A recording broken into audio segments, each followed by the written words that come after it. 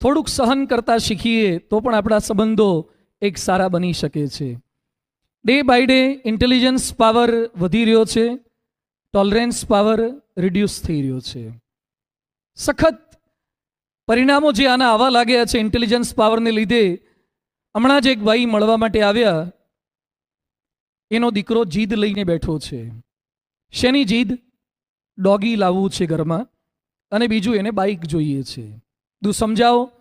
મને કે સમજાવવાનો પ્રયત્ન કર્યો પણ માનતો જ નથી.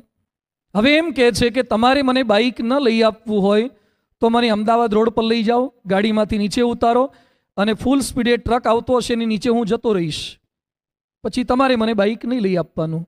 હી સ્ટડીંગ ઇન 8th સ્ટાન્ડર્ડ, 8મા ધોરણની અંદર અભ્યાસ કરી રહ્યો છે.